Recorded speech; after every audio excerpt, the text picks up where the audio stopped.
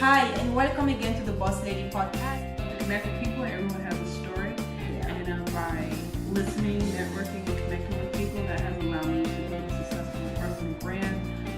My name is so unique. Like, my name has carried me for so long. Even though people mispronounce it and that kind of stuff, like, I am recognized by my name.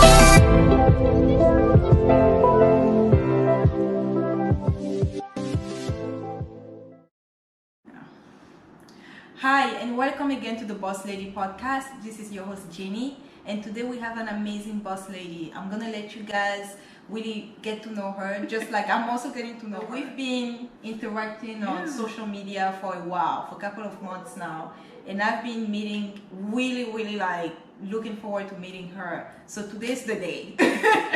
And I'm excited that you guys are gonna meet her. Her name is Shea Ngome. Hey. And I'm here. Hey, I'm excited. Thank you for having me. Thank you for being here.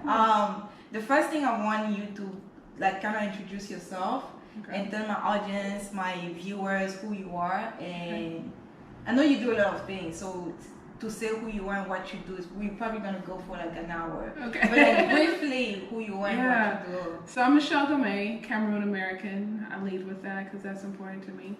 And then as far as career, business, personal brand expert, a connection enthusiast, coined myself that. I love to connect with people. Everyone has a story. Yeah. And by listening, networking, and connecting with people, that has allowed me to build a successful personal brand. Author of 2 books, Network, Navigate, and Nurture, and Success Undefined. Podcast host of Networking with Michelle. And the last thing, or most recent thing, is the president, founder of the African-American Marketing Association. Hey, this girl is doing amazing things for the community. And then, I'm just excited to see where she's going to go in the next 2, 3, 4, 5 years. Like, whatever she's doing now is really, that is what inspired me. And I've been trying to reach out to her, but she's a busy woman. So, anyway, she just has a lot going on in her life. So let's start. How did you get started with your association? How did the whole thing start? Yeah, so the African-American Marketing Association, or AMA for short, it was a vision of mine probably about 5-6 years ago. I just started my business. I had a phone call with this lady, and she was like, we don't have any Black Marketer Association in Houston. And I was like, wow, she's right. So if you're in Houston, there's about 20 to 25 Black professional organizations. And I have strong ties to several of them. So it was a gap, it was a void, but it was like, how can I start this right now? Yeah. I quit corporate, just graduated with another degree, starting this business. I can't do this. But over the years, I was just looking at things. And I think we can all agree that when it comes to the advertising online and TV, it can be problematic whether we're not represented. If we are represented, it's like we're insulted. Yeah. And it's just like, man, what's going on? Like, are we really at the table? Are we able to make these decisions? So the association is really about gathering marketing professionals and entrepreneurs to come together in order to foster the growth of their professional development. And it gets tricky because marketing professionals, whether it's education or experience, we know what we want to do in our career. So I want to help people grow that. But then on the business side, any and every business needs marketing. Yeah. Right. And every business. Yeah. And as a small business owner, I want them to be able to come to the association, go to one of our trainings, learn something, implement that in order for them to grow their business. Yeah. And I think that's another aspect of what she's doing that I'm really interested in, because I need a lot of advice from her. And I may need to work with her on some of the things that I'm working on. Yeah. So, yeah, what are some, I know there's a lot of things going on nowadays with diversity issues and us Black people not being represented. Yes. What is something that kind of made you go in that route of thinking we need to actually, I mean, there needs to be more voices out there?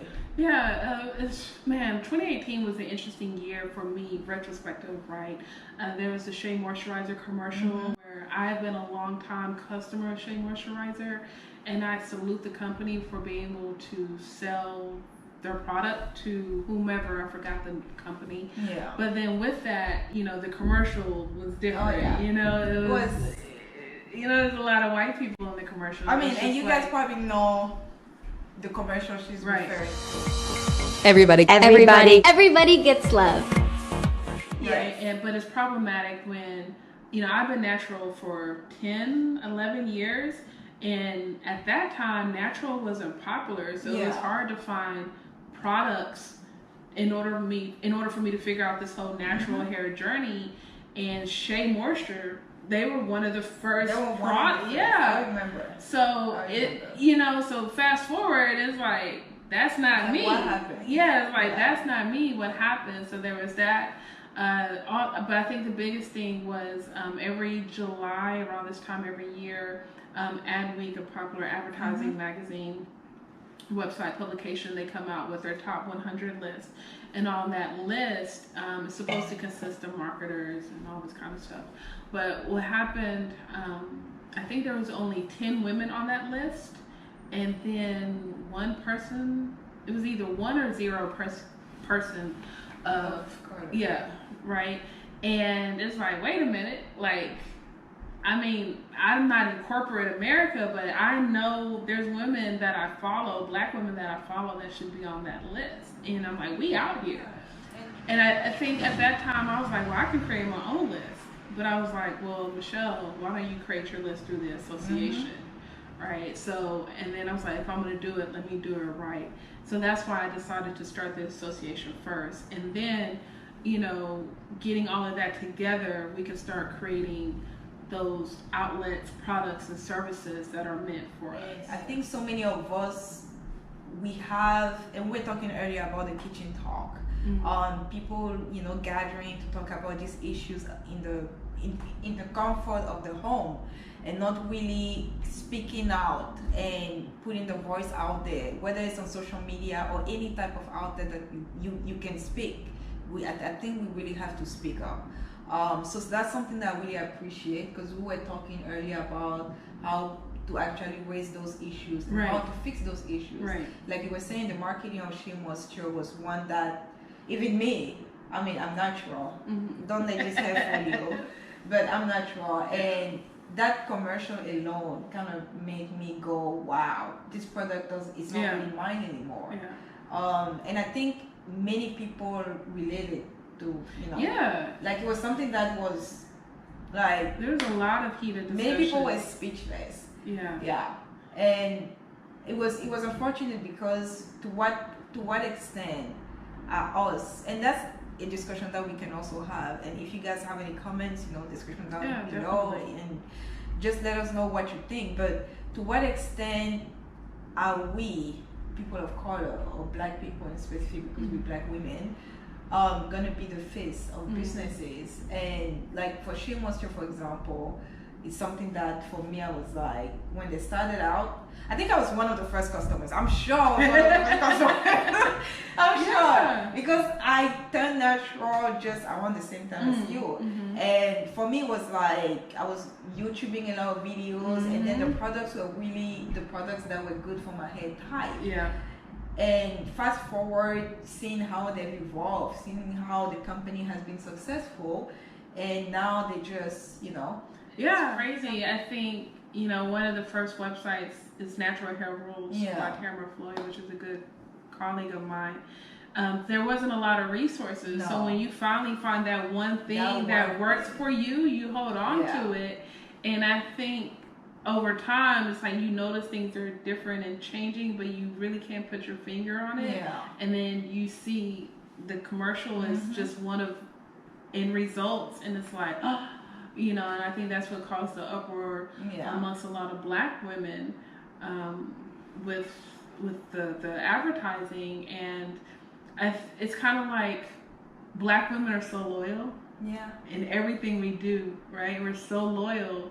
And then ride or die. And then I think unfortunately it fits into the stereotype is that as loyal as we are, we're often forgotten. Yeah. Right. And I think that commercial was a representation of that, unfortunately. And you know, I think, and that's just one example among so many others. Right. That's just one. Last year. Yeah. Because I formed the organization in 2018 out of frustration. And then we had launched in 2019. But and my whole thing is like, who's at the table? Are we at the table? Okay, if we're not at the table, how can we get to the table? Right. Then so talking about that, because I totally agree with that. And I've had many discussions with other people saying, how are we supposed to be on the table when the people making the decisions to hire us don't hire us? So what are some of the solutions that in your work, you feel like can be helpful for the people who are actually willing and ready to work to get to the top and be at the table? That's where networking, relationships, and collaborations play a role, right?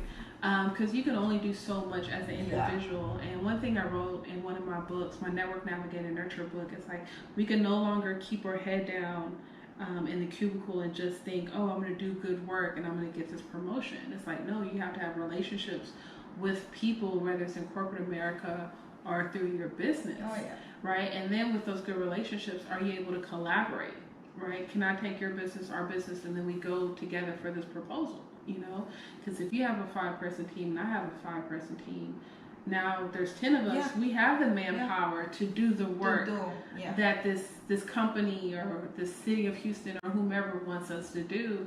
I think lots of times we get so focused on solo ownership that hurts us. But to go back to your question, is you can't do everything by yourself, right? So you have to put yourself in this, those networks, those communities where you can meet other people that you can collaborate with. Or what is this thing that is missing in my business, right? Because if I go to some type of workshop and I learn it and I implement it in my business and you double your revenue, 10x your revenue, that's a win. And at the same token, I definitely want to bring people from the corporations, from the agency, like, come talk to us, come teach us. That way we know what we are missing and what we need to do to get those opportunities to get a contract with an organization such as yourself.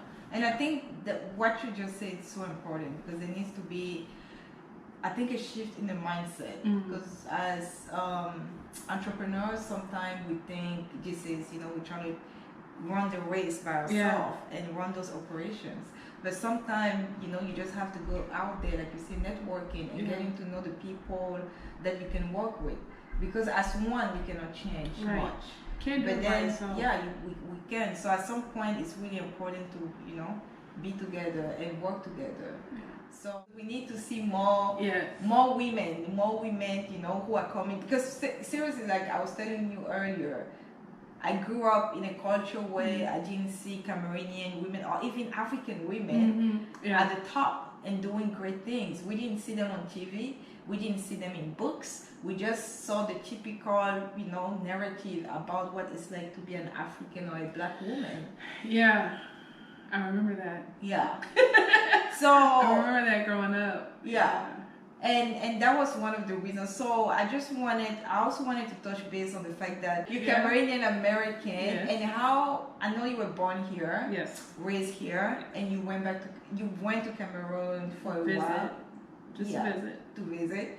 How was your experience? So I was 8 years old when I went to Cameroon. I think about seven or 8. But I was young, and I remember we went for Christmas. It was like Christmas vacation, 2 weeks or whatever. So I don't remember too much, but I'm so grateful for that trip because to go at that age really shaped my perspective up until, you know, this mature woman that I am now, right? But I don't know, like, I don't know. I can only imagine what my mindset of Africa and as a whole would be now if I never made that trip. Because me growing up on TV, it was always a small child with a big belly, flies, and it's like, oh, donate $1 a day and help feed the children. And like, I was 8. I was seeing another child the same age as me look very sickly, right? So it was like, why would I want to go there? And then I go there and I'm like, oh, they have streets, like they have an airport. Yeah, of course. Clearly, I have to fly to get back home, but you know, I was 8. Bear with me, y'all.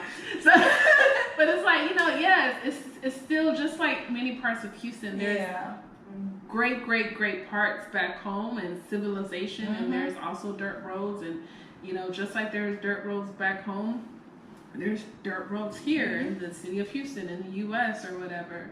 So I learned early on, every place has its good and its bad, right? As far as infrastructure and what's pretty. And then you went when you were 8. Yeah. So just imagine how Cameroon is now. Right.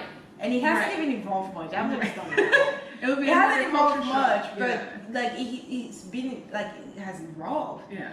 And and the media. I think that's why they say traveling is the best teacher, right? Because you can see people, hear people, meet people, and see the beauty of you know, that particular destination. Yeah.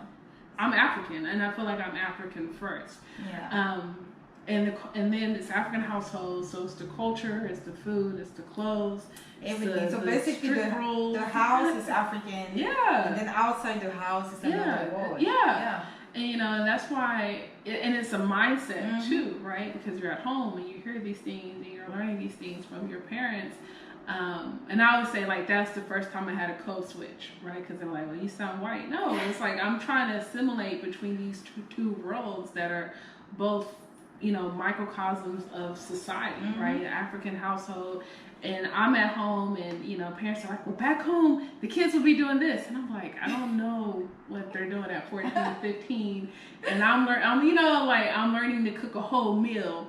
And I'm like, you know, like rice stew. You know? Like, what is that what they're doing? Like, my friends at school don't know nothing about this. So, you know, they're experiencing homecoming, or they're going to the skating rink every week. You know, it's totally different. And I think, you know, through the years I would try so hard to navigate that, and it's just difficult. And I think, I'm not going to say I gave up, but it's like, this is who I am. You know, I'm a Cameroon-American woman, right? Probably. And there's layers. There's layers to this. And then you add your education, you add your career experience, you add your personal experience, you add these relationships. And I'm just a multifaceted person, and I can try to talk to you about anything and everything as much as possible to the best of my ability. And I hope you receive that. Yeah. And I think that's the beauty of it. Accepting and embracing, you know, your different set of cultures, even though as a kid that was a challenge for you. But still, as a grown woman, you now understand, maybe I needed that in order to better understand my culture. The past 2-3 years I've been saying I'm a Cameroon-American, right? Because the assumption is I am an African/Black American, right? But I was like, I need to distinguish who I am among the African diaspora, right? And then of course because then I'm always like, well, you don't look African. And it's like, what does African look like? You know, and they see my name. Where is is it French? Yeah, it's French. Like whatever, you know. When I started podcasting, when I was thinking about launching, was the end of 2014. And then I launched in 2015, and I just had the podcast cover with my name. But I was looking, I was like, where are the Black podcasters? Where are the, you know? And I didn't know who was a Black podcaster. And then I was like, you know what? I'm going to put my face on my podcast cover. Because I want people to know that I'm a Black woman. And I think it was just small changes like that. Sometimes we don't even think of it. Right? But then representation matters. And that's the thing, like, representation matters. And for me, there was a lot of Black podcasts, but I was doing Black business. I was doing a Black business podcast. So it was hard to come across those people, or you just didn't know. And I know there's people that like to cover, well, I don't want them to know Black, and I'm like, that's fine. But as for me, in my household, like, you're gonna know I'm a Black woman. You're gonna know that I'm from Cameroon. And those are things that I choose to lead with because that's important to me. Yeah. And it's just, it hasn't always been this way. I'm 36 now, right? But a lot of this is based off of decisions I made in the past 4 years. But it's been 36 years 36 of experience. Yeah. Yeah. So what is, if I have to, let's say we choose one challenge, because you said you went through a lot. What is something that kind of like made you to wake up and realize that I don't need to live my life, as a mirror of somebody else, and then just because the way, like I was telling you, I see you, you just live unapologetically, and with all the knowledge that you have acquired, what are some of the challenges back then that after you went through it, you said this is enough? I think one of the earliest challenges I can recall is I was in my early 20s and I was doing marketing. A lot of people don't know this, but my marketing experience started out in the entertainment industry. I was a pre-pharmacy major. Wow. And I was working at the hospital as a pharmacy tech. But 2004, December 23rd, 2004, the hospital closed. Yeah, exactly, right? So the hospital closed, and that was such a mind shift for me. And I went into like a depression because African parents, you're gonna study medicine, you're gonna doctor, pharmacist, nurse, engineer, right? Yeah. So I'm trying to be a pharmacist, and the hospital closed. I'm a pharmacy tech, the hospital closed, and you're under this perception, well, the hospital never closes. The hospital's always going to be in business. It's job security. I'm 21, I lose my job, right? And I was depressed and I was confused about so many things because everything that was told to me, said to be true, has been reversed. And most of the time you think, well, there's 40-year-old people who lose their jobs, not a 21-year-old loses their job, like not even fired, but so it's just like, okay. So going back to the entertainment thing, I was just picking up these side gigs just to get money to come in, because at that time I didn't, I just needed to pay my bills. It wasn't like it is now. And so I was just doing that to stay afloat. And I remember one night I was at the club and this rapper was being celebrated, I think because he sold a platinum with his singles and all this kind of stuff. And I just remember everyone celebrating him. And I was standing there and I was like, I want to be celebrated too. Wow. Michelle, you need to go back to school and get your degree. Wow. And at that moment, like, I literally dropped everything, re-enrolled into school, and changed my major. I ended up getting a finance degree. Like, life is crazy. Life is crazy. I ended up working, got a job with a couple of banks, had a 7-year bank career, got a finance degree, and did the corporate finance thing for a while. But I think, during that time it was just crazy because I had to unlearn so many things, and then I just started hustling. And then just one more thing, it took me 11 years to get my bachelor's degree. It took 11 years to get my first degree. And because I changed my major so many times, I stopped, I owed the school money, had to pay the school thousands of dollars to get my transcript, transfer over, lose credits. It was a lot.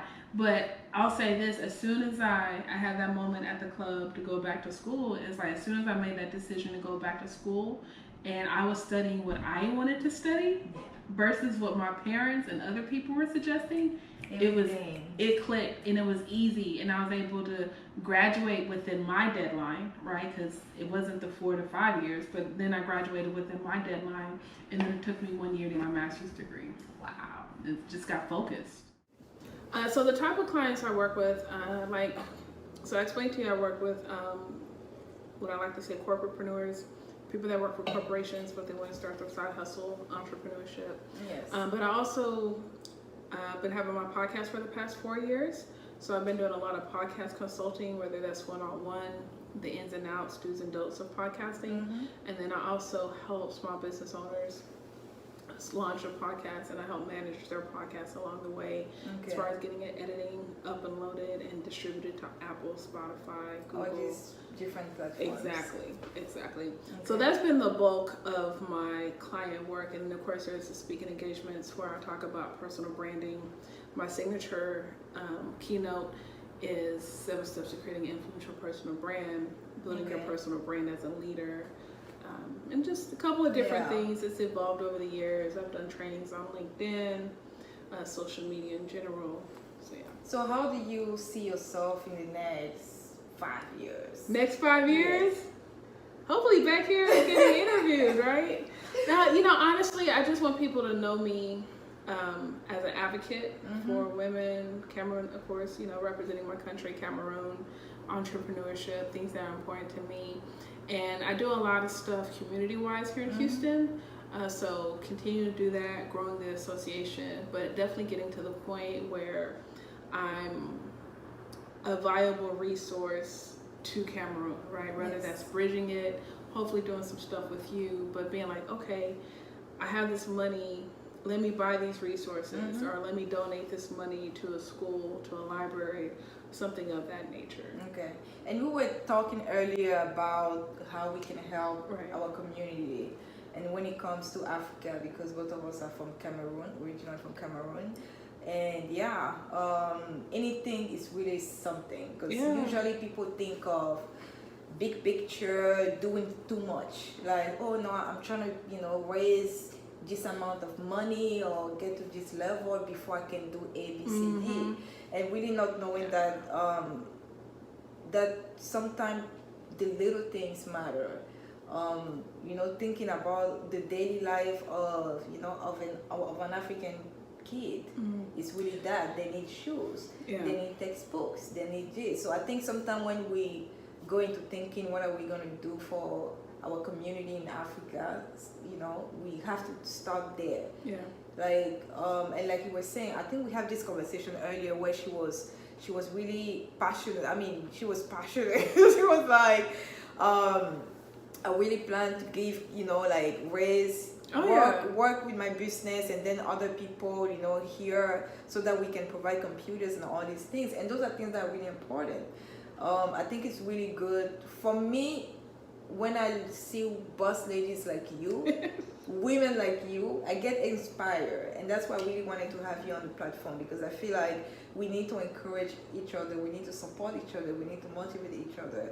And the only way we can do it is if we actually work together as a unit, instead of believing that, the solo type of entrepreneurship is the way. So I'm really excited because I can already tell where you're gonna be in the next 5 years.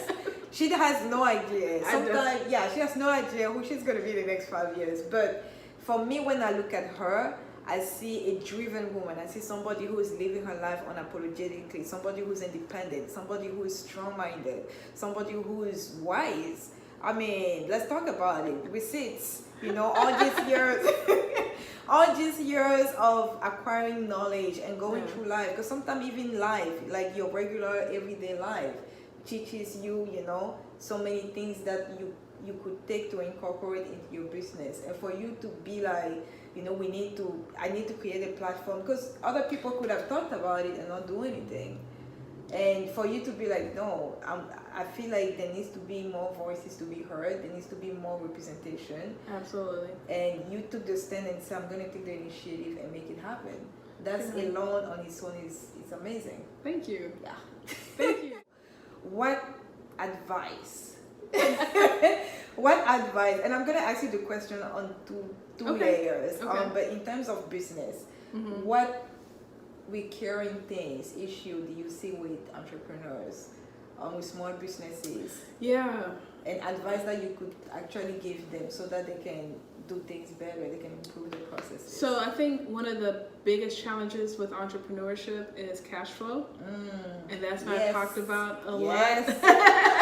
That's not talked about a lot because a lot of us are making money, but because we don't have the cash flow at the end of the year when it's taxes, like where did this go? Like, I made my business. Like, wait, okay, maybe it's just me, but I think it's all of us. Yeah, I don't think that's talked about enough. No. You know, and people say raise your rates and your prices and whatever, and like that's important too.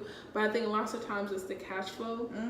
So I want to encourage people to find ways in your business to minimize your cash flow, right?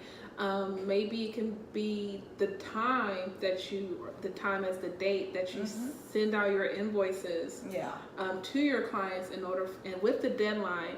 And if they don't pay it by, that window, there's a penalty, right? So that way you're creating a sense of urgency for them, and then maybe there's a penalty and a cushion and so many things. But also take an internal audit within your business. It's like, okay, how can I minimize my cash flow? How much money do I need to have in between clients paying invoices, paying your bills, within your company, paying yourself, and all of those things, where there's increasing rates, saving more money, putting those deadlines in place, putting those penalties in place. I think some of those small tweaks can really make a big difference with things. What advice would you give, an individual who is really trying to figure out what they want to do with their life and where they want to go, and at the same time having the pressure of the environment, the family, telling them this is what you ought to do. How do they get out of it and decide, I want a better life, I want something different? So the first thing is you have to believe in yourself. Okay, so of course you believe in God and the higher power, but you have to believe in yourself, because people are going to project their fears on you, not because you can't do it, it's because they tried to do it and they failed, and they think it doesn't work. Therefore, they're telling you to avoid that situation. And at the end of the day, we all have different paths. So you have to believe in yourself so much you're able to withstand those voices from family and friends telling you I can't, or you can't, don't, and all this kind of stuff. Believe in yourself, remain prayerful, focused, resilient, because even when you think you have a plan and you're pushing forward, there's going to be hiccup, there's going to be a small failure, and it's not your fault, it's not anyone's fault, it's just the nature of the beast. So you have to be really to believe in yourself and move forward. That's really something that is really important, and something that many of us lack. When I say many of us, not me certainly, because I tend to do a good job not listening to others. But really, I think when you're younger, it's hard to do. It's harder to do. It is. When you're younger. Because I remember for a long time, I really wanted to please my parents. I wanted to please my parents, and I think at the same time it made me, obtain all these degrees. Hallelujah. But then on the other, so now because I'm older, more mature, I'm living my own authentic truth. Like whatever I want to do, whatever I decide. But I think when you're younger, it's a bit tricky. It's hard. And you're young and you're impressionable and you're trying to figure things out, and you're trying to you don't know right from wrong, because this is your first time experiencing this. And if you have a group of 45 people telling you to go this route, well, I'm going to go this route, and it's hard, and I get it, but at the end of the day, you have to sit with yourself at night, right? And are you going to be happy with your day, and then your year, and then your decade, and then your life? Because it's your life. Your parents already lived their life. It's your life. Because you get the degrees and you can't get a job, then what? Right? Okay, you got the job and now you're not happy with the work that you do. Then, and that's the thing you gotta ask yourself. And then But if you start venturing out and figuring out what you like, what you enjoy, you can be like, well, at least I tried. Well, at least I know. And hopefully you don't have many regrets. And also keep in mind, especially if you're young and you're in your 20s, you have so many options to, education, career, your jobs. Everything you decide is gaining a new skill. And remember, success is sequential. It's a building block, right? So just define success on your term and expand your outlook. And remember that success is a building block. It's not a concrete one thing. Guys, I'm really happy that you guys got to know Michelle, because she's somebody that you guys should definitely follow on social media, on her podcast, on her website. And for those small business owners, those entrepreneurs, if you want to work, whether you're in Houston or not, how and where can people find you? Yes, so Michelle Ngome, Ngome, MichelleNgome.com, Michelle Ngome on everything social media. If you Google me, I will pop up. So I say follow me on Instagram for the cool stuff, Facebook for the real stuff, and LinkedIn for the professional stuff. Wow, I need that line. So no, I'm available. Yeah. And I have the last question that I usually ask is, what does it mean for you to be a boss lady? I think ownership. Right? And as lots of times when we think about ownership, we think about property, we think about owning my business. But I really want to challenge you about owning your decisions, right?